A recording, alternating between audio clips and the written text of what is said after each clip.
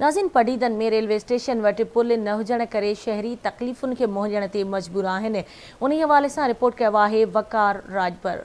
पडीज़न station का अवर पुल न हुजण जे करे आवाम के सख्त तकलीफ़ुनि खे मोहजणो थो पवे। पडीज़न स्टेशन का वॾे में वॾो रेलवे फाटक है, जितां ॿिनि ज़िलनि नौशहरो फिरोज ज़िलो ऐं खैरपुर ज़िले जे आवाम जो अच वञ थिए थो।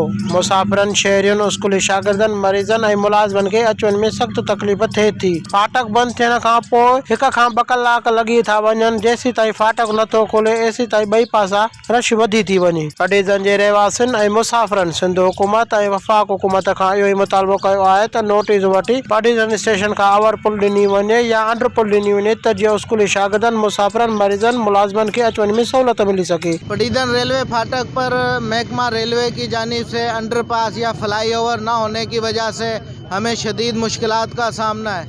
हम यहाँ आकर कई घंटे फंस जाते हैं। चंद मिनट के लिए फाटक खुलता है और फ़ौरन बंद हो जाता है। गाड़ियों की लंबी कतारें पूरे शहर में दूर दूर तक नज़र आती है। स्कूल के बच्चों को, मरीजों को ख़ास तौर पर बहुत परेशानी का सामना होता है। फाटक बंद होते 2 कलाक 2.5 कलाक रश थी पए या वरी 5-10 मिनट हर हर जो फाटक बंद होते तमाम आवाम के जो तकलीफ़ है तव्हां ॾिसी सघो था। ॿिन्हिनि पासे ऐं पटरा वारे पासे कॉलेज आहे, स्कूल आहे ऐं अस्पताल हूंदे माना एॾी तकलीफ़ आहे माण्हुनि खे। जेको माण्हू मरीज़ आहे उहो एॾो परेशान आहे जो हद खां वधीक।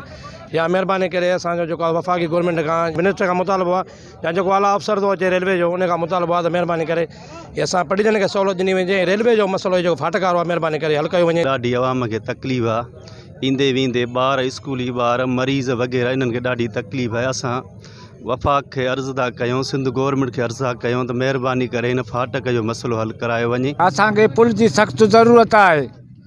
जो पुल न ठही त हे भला फाटक छाजे करे बंदि पियो आहे। घड़ी बंदि लॻो पियो आहे। गाम टपे कंहिंजो सख़्तु मरीज़ आहे, कंहिंजो कीअं। मुंहिंजा पाण ॿार पिया आहिनि। मां हे गंढ ॾिसो, इजाई गंढ खयों थो वञा पियो, ॿार पोइते आहिनि। हाणे मां कीअं डॉक्टर ताईं पहुचां। कैमरामैन अब्दुल वहाब लाशारी सां गॾु वकार राजपर, आवाज़ टीवी न्यूज़, पडीज़न।